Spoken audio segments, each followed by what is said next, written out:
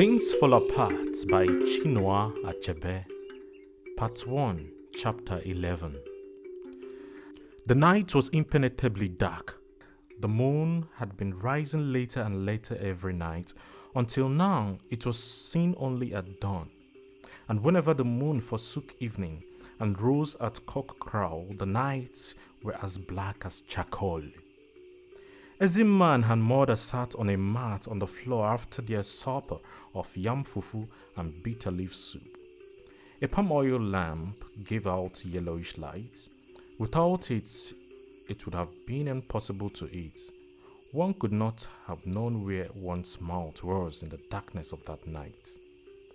There was an oil lamp in all the 4 huts on Okonkwo's compound, and each hut, seen from the others, looked like a soft eye of yellow half-light seen in the solid massiveness of night. The world was silent except the shrill cry of insects, which was part of the night, and the sound of wooden mortar and pestle as Nwanyeke pounded her fufu. Nwanyeke lived 4 compounds away, and she was notorious for her late cooking. Every woman in the neighborhood knew the sound of Nwanyeke's mortar and pestle. It was also part of the night. Okonkwo had eaten from his wife's dishes and was now reclining with his back against the wall. He searched his bag and brought out his snuff bottle. He turned it onto his left palm, but nothing came out. He hit the bottle against his knee to shake up the tobacco. That was always the trouble with Okeke's snuff. It very quickly went damp, and there was too much saltpeter in it. Okonkwo had not bought snuff from him for a long time. Idigo was the man who knew how to grind good snuff, but he had recently fallen ill. Low voices, broken now and again by singing, reached Okonkwo from his wife's hut as each woman and her children told folk stories. Ekwefi and her daughter Ezima sat on a mat on the floor. It was Ekwefi's turn to tell a story. Once upon a time, she began, as the birds were invited to a feast in the sky, they were very happy and began to prepare themselves for the great day. They painted their bodies with red camwood and drew beautiful patterns on them with uli. Tortoise saw all these preparations and soon discovered what it all meant. Nothing that happened in the world of the animals ever escaped his notice. He was full of cunning. As soon as he heard of the great feast in the sky, his throat began to itch at the very thought. There was a famine in those days, and Tortoise had not eaten a good meal for 2 months. His body rattled like a piece of dry stick in his empty shell, so he began to plan how he would go to the sky. But he had no wings, said Ezima. Be patient, replied her mother. That is the story. Tortoise had no wings, but he went to the birds and asked to be allowed to go with them. We know you too well, said the birds when they heard him. You are full of cunning and you are ungrateful. If we allow you to come with us, you will soon begin your mischief. You do not know me, said Tortoise. I am a changed man. I have learned that a man who makes trouble for others is also making it for himself. Tortoise had a sweet tongue, and with a short time all the birds agreed that he was a changed man, and they each gave him a feather, with which he made 2 wings. At last the great day came, and Tortoise was the first to arrive at the meeting place. When all the birds had gathered together, they set off in a body. Tortoise was very happy and voluble as he flew among the birds, and he was soon chosen as the man to speak for the party because he was a great orator. There is one important thing which we must not forget, he said as he flew on their way. When people are invited to a great feast like this, they take new names for the occasion. Our host in the sky will expect us to honor this age-old custom. None of the birds had heard of this custom, But they knew that Tortoise, in spite of his failings in other directions, was a widely traveled man who knew the custom of different peoples. And so they each took a new name. When they had all taken, Tortoise also took one. He was to be called All of You. At last the party arrived in the sky, and their hosts were very happy to see them. Tortoise stood up in his many-colored plumage and thanked them for their invitation. His speech was so eloquent that all the birds were glad they had brought him, and nodded their heads in approval of all he said. Their host took him as the king of the birds, especially as he looked somewhat different from the others. After kola nut had been presented and eaten, the people of the sky set before their guests the most delectable dishes Tortoise had ever seen or dreamed of. The soup was brought out hot from the fire and in the very pot in which it had been cooked. It was full of meat and fish. Tortoise began to sniff aloud. There was pounded yam and also yam pottage cooked with palm oil and fresh fish. There was also pot of palm wine. When everything had been set before the guest, one of the people of the sky came forward and tasted a little from each pot. He then invited the birds to eat, but Tortoise jumped to his feet and asked, "For whom have you prepared this feast?" "For all of you," replied the man. Tortoise turned to the birds and said, "You remember that my name is All of You. The custom here is to serve the spokesman first and the others later. They will serve you when I have eaten." He began to eat and the birds grumbled angrily. The people of the sky thought it must be their custom to leave all the food for their king.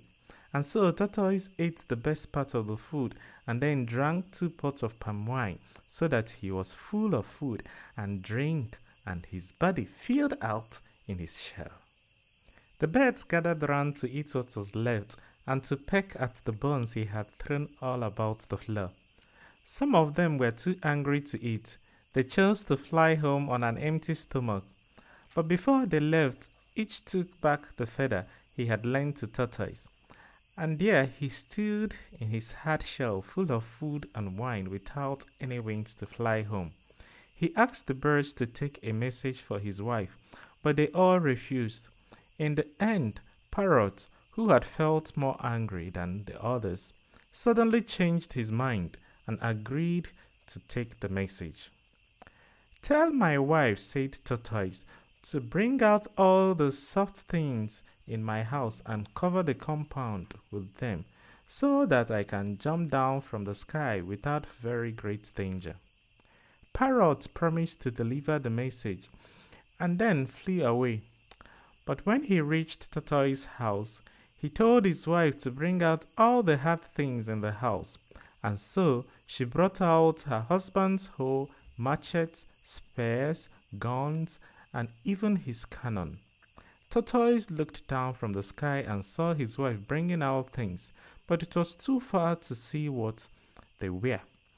When all seemed ready, he let himself go.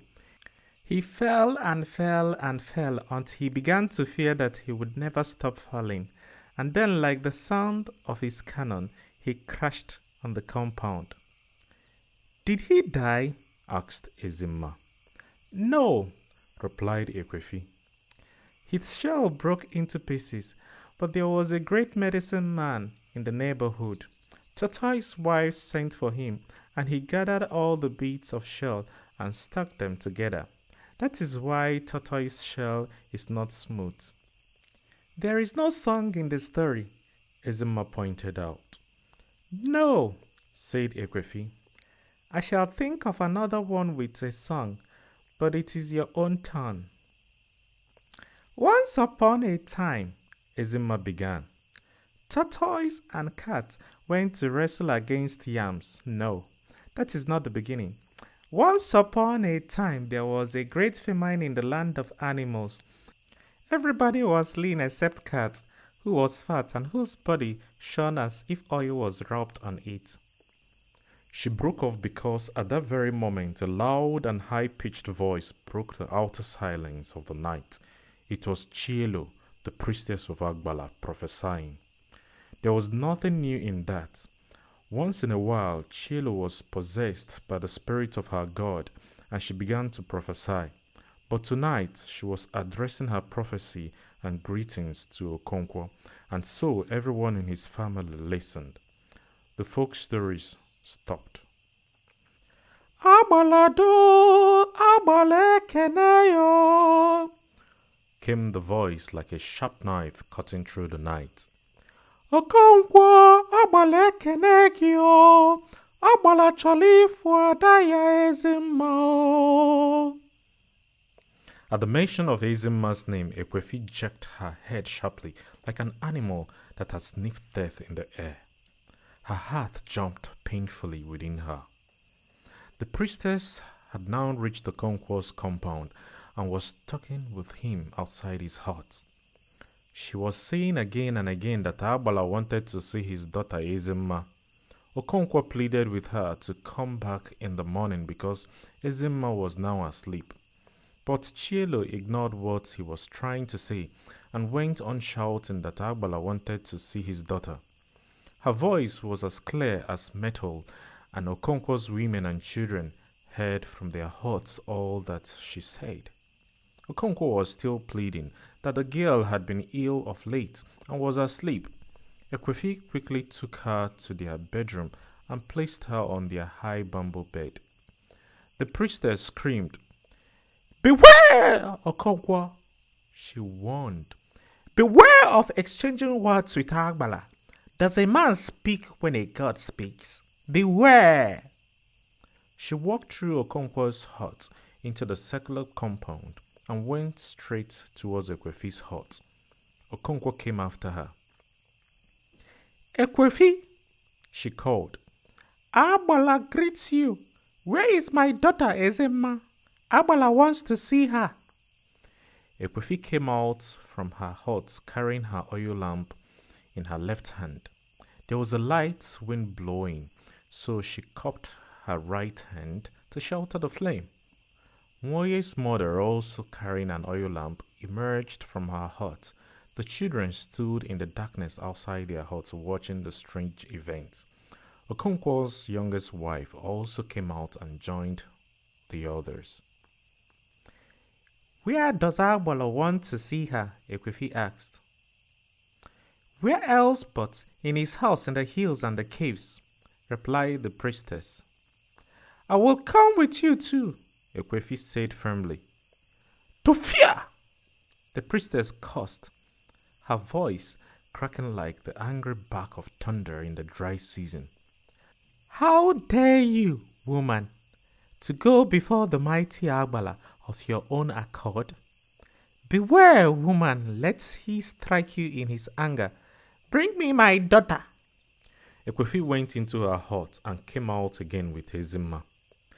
"Come, my daughter," said the princess. "I shall carry you on my back. A baby on its mother's back does not know that the way is long." Ezimma began to cry. She was used to Chielo calling her my daughter, but it was a different Chielo she now saw in the yellow half-light. "Don't cry, my daughter," said the princess, "lest Agbara be angry with you." "Don't cry," said Ekwefi. "She will bring you back very soon. I shall give you some fish to eat." She went into the hut again and brought down the smoke-black basket in which she kept her dried fish and other ingredients for cooking soup. She brought a piece in two and gave it to Ezimma, who clung to her.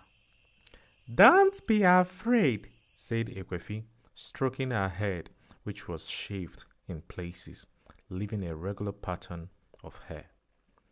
They went outside again. The priestess bent down on one knee and Ezimma climbed on her back, her left palm closed on her fish and her eyes gleaming with tears.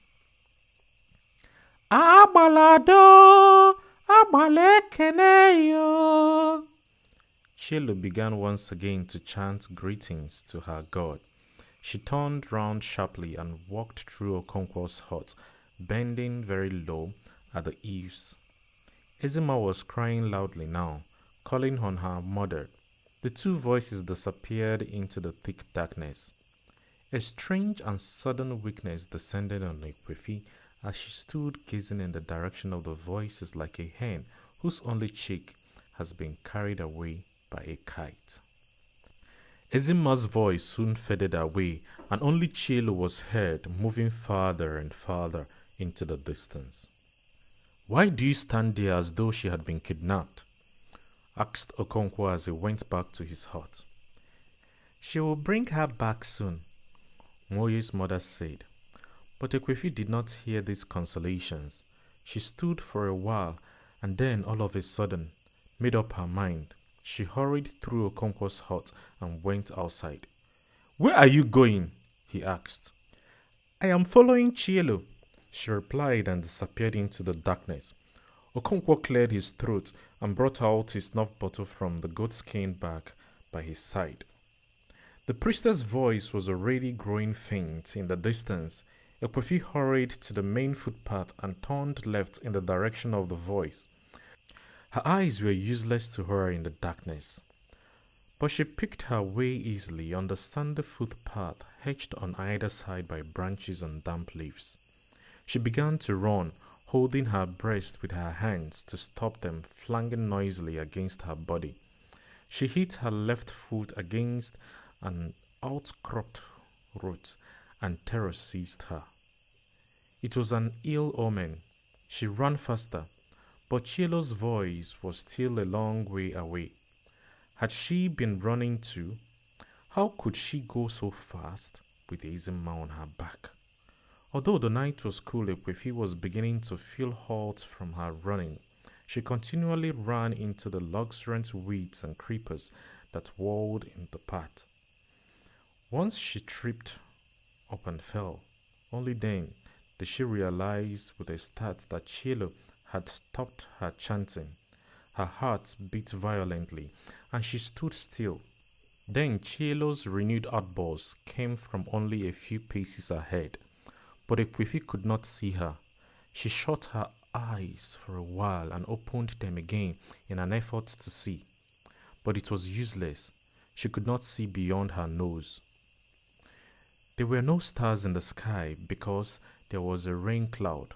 Fireflies went about with their tiny green lamps, which only made the darkness more profound.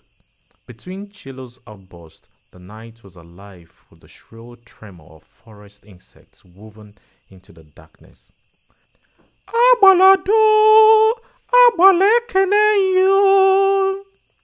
Ekwefi trudged behind, neither getting too near nor keeping too far back. She thought they must be going towards the sacred cave. Now that she walked slowly, she had time to think. What would she do when they get to the cave? She would not dare to enter. She would wait at the mouth, all alone in that fearful place. She thought of all the terrors of the night. She remembered that night long ago when she had seen Obuagaliodo, one of those evil's essence loosed upon the world by the potent medicines which the tribe had made in the distant past against its enemies, but had now forgotten how to control. Ekwefi had been returning from the stream with her mother on a dark night like this when they saw its glow as it flew in their direction. They had thrown down their water pots and lain by the roadside expecting the sinister light to descend on them and kill them. That was the only time Ekwefi ever saw Obuagaliodo.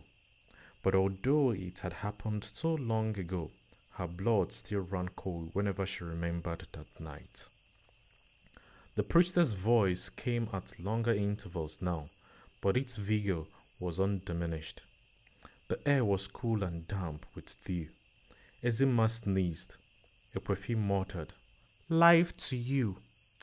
At the same time, the priestess also said, "Life to you, my daughter." Ezima's voice from the darkness warmed her mother's heart. She trudged slowly along, and then the priestess screamed, "Somebody is walking behind me," she said.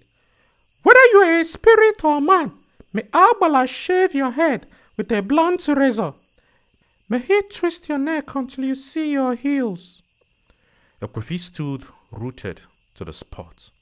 One mind said to her, "Woman, go home before Agbala does you harm." But she could not. She stood until Chielo had increased the distance between them, and she began to follow again. She had already walked so long that she began to feel a slight numbness in the limbs and in the head. Then it occurred to her that they could not have been heading for the cave. They must have bypassed it long ago. They must be going towards Omuachi, the father's village in the clan. Chielo's voice now came after long intervals. It seemed to Ekwefi that the night had become a little lighter. The cloud had lifted, and a few stars were out. The moon must be preparing to rise, its sullenness over. When the moon rose late in the night, people said it was refusing food, as a sullen husband refuses his wife's food when they have quarreled. "Agbalado, Omuachi, agbalekene unu." It was just as Ekwefi had thought. The priestess was now saluting the village of Omuachi. It was unbelievable, the distance they had covered. As they emerged into the open village from the narrowest forest track, the darkness was softened, and it became possible to see the vague shape of trees. Ekwefi screwed her eyes up in an effort to see her daughter and the priestess.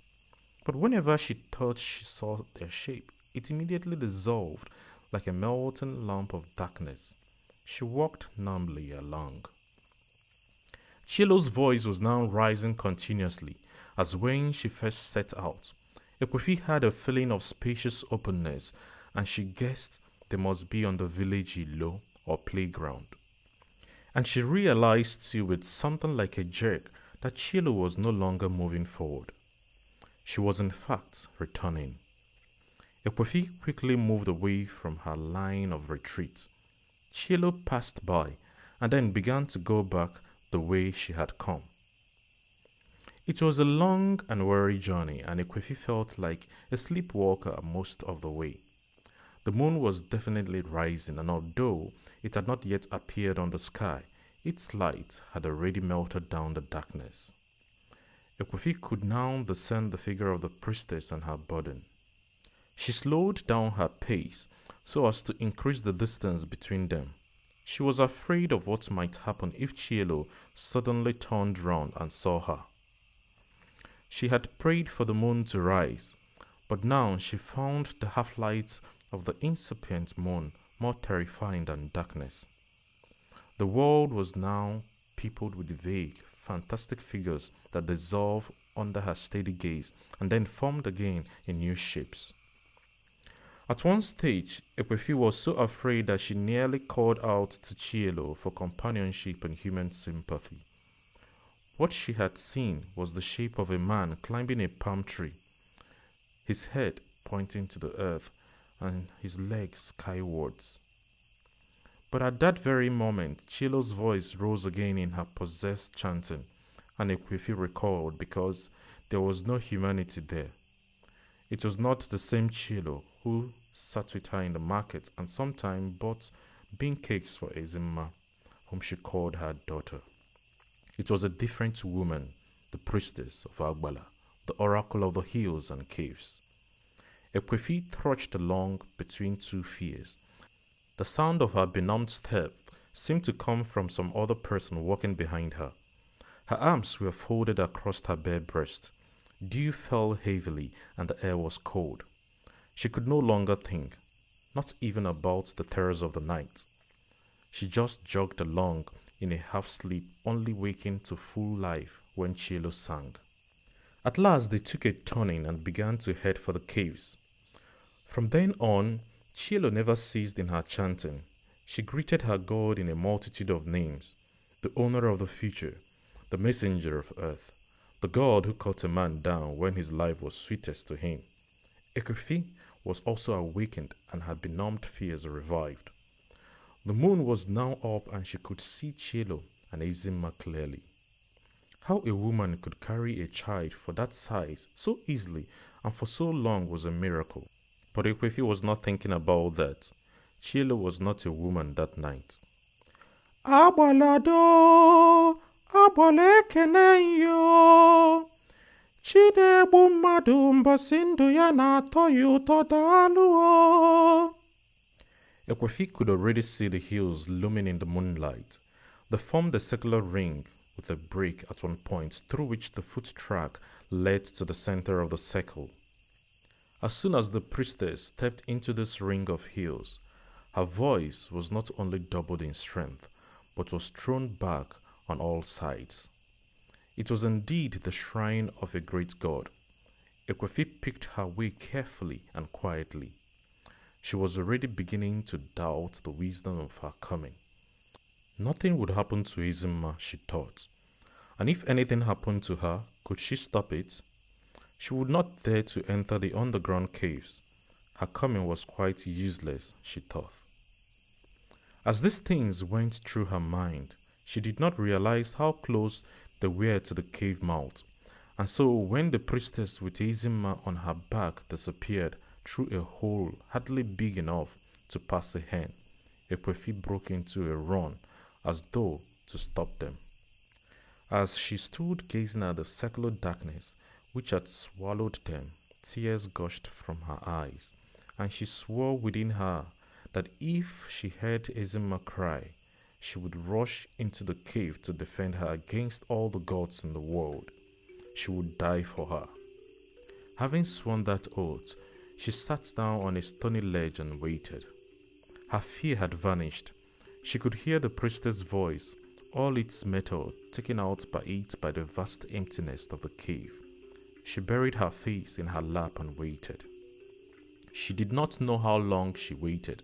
It must have been a very long time. Her back was turned on the footpath that led out of the hills. She must have heard a noise behind her, and she turned round sharply. A man stood there with a machete in his hand. Ekwefi uttered a scream and sprang to her feet. "Don't be foolish," said Okonkwo's voice. "I thought you were going into the shrine with Chilo," he mocked. Ekwefi did not answer. Tears of gratitude filled her eyes. She knew her daughter was safe. "Go home and sleep," said Okonkwo. "I shall wait here." "I shall wait too. It is almost dawn. The first cock has crowed." As they stood there together, Ekwefi's mind went back to the days when they were young. She had married Anene because Okonkwo was too poor then to marry. 2 years after her marriage to Anene, she could bear it no longer, and she ran away to Okonkwo. It had been early in the morning. The moon was shining. She was going to the stream to fetch water. Okonkwo's house was on the way to the stream.